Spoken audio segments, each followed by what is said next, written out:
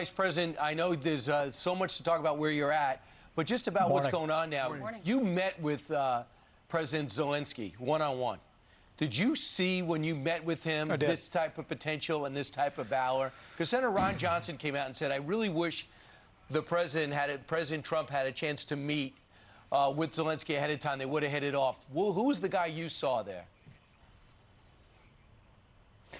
Well, it's a great memory because this was someone who had come of age as a comedian and a television star. I didn't really know what to expect, but when I was in Poland in 2018 and had the opportunity to sit down with President Zelensky, I must tell you that I was extremely impressed.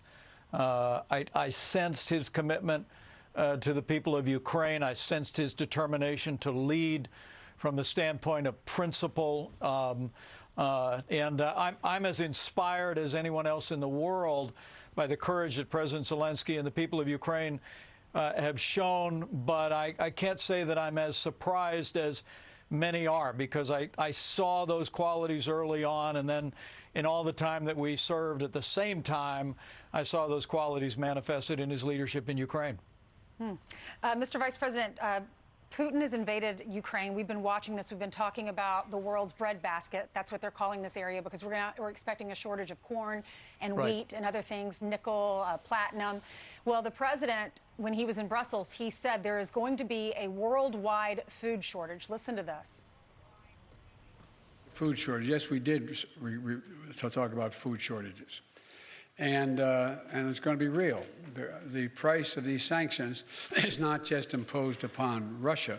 It's imposed upon an awful lot of countries as well, including European countries and our country as well.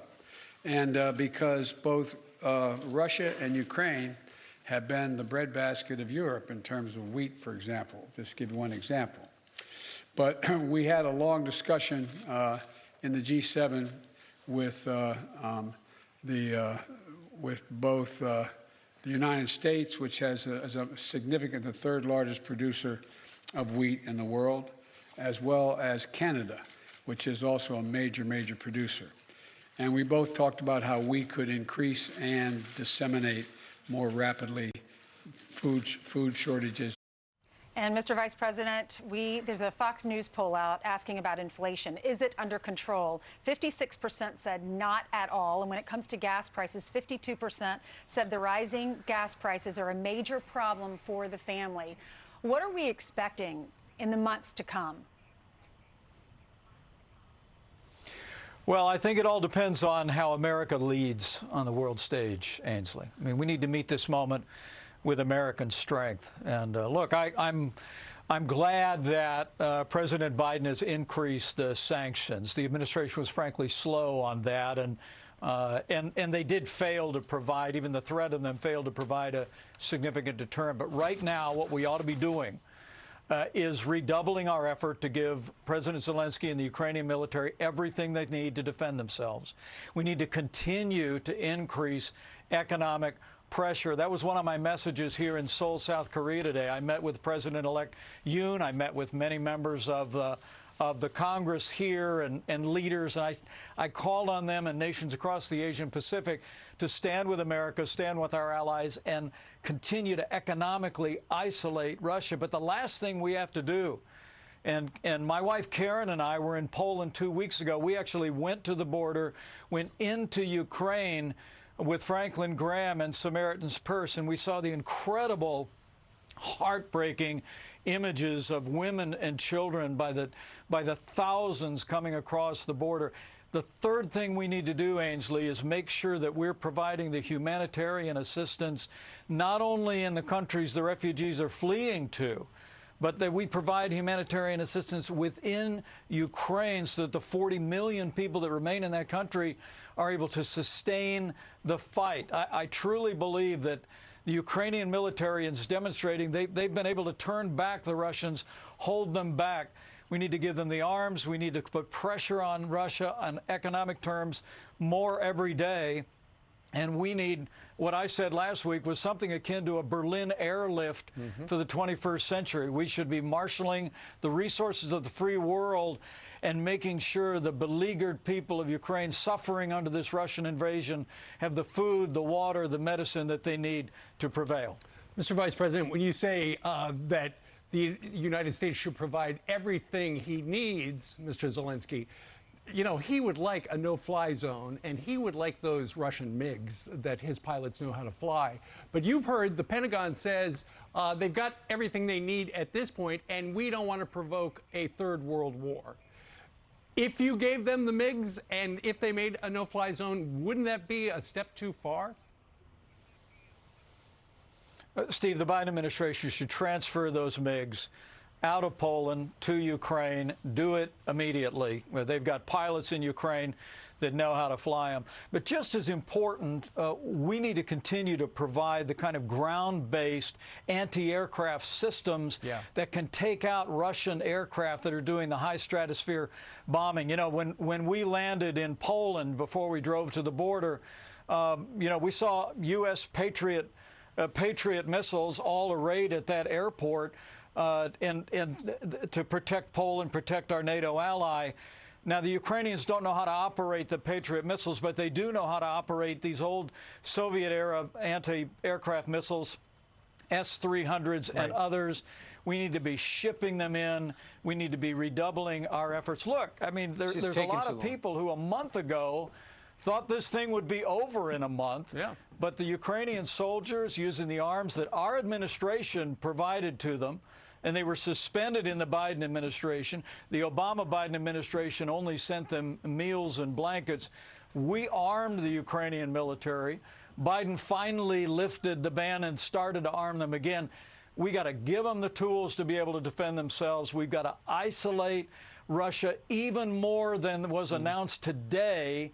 And we need to launch that massive Western humanitarian effort for the people of Ukraine. That's the pathway to victory. And Ainsley, as people talk about food shortages, the way that we avert food shortages that would affect the wider region and the world is give Ukraine the ability to win.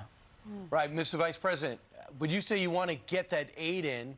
Right now it's on the ground. Would you say I'm coming in with aid on a UN plane? I mean, you know, the airlift was there because no one was shooting at us. That's why we were able to drop it in West Berlin. How do you get the food and everything? Brian, just look at 1948. There was 18 months for the Berlin airlift. The Soviet Union tried to cut off Berlin from the rest of the world so they could claim all of it. And the Western world came together and said, so just do it. Just do it. We flew this massive, thousands of planes in. It was all worked out. I'm talking about humanitarian aid here. I'm talking about creating a corridor where we could deliver food and water and medicine. And I believe it's an idea whose time has come. And with President Biden in Poland today, I hope he sees those refugees firsthand. I will tell you, I never thought in my lifetime that I would ever see thousands of women and children, all their earthly possessions, dragged behind them, fleeing from the kind of mindless evil that Putin is inflicting on the people of Ukraine today. We've got to make sure the people of Ukraine have the tools, that we isolate Russia, and that they also have the humanitarian support that is going into the country today. I must tell you, Samaritan's Purse is doing incredible work on the ground there. We were with them on the ground. There's other relief organizations that are working, but more is needed. Got millions. And I truly do believe that now's the time for American leadership. And with American leadership and strength, the people of Ukraine can prevail. Well, the president is heading to Poland. He should be landing a little more than an hour from now. In the meantime, you are in South Korea. North Korea, you know, yesterday launched its biggest ICBM, intercontinental ballistic missile, since like 4 or 5 years, which can travel something like 700 miles. You're in South Korea. Does that freak the people of South Korea out?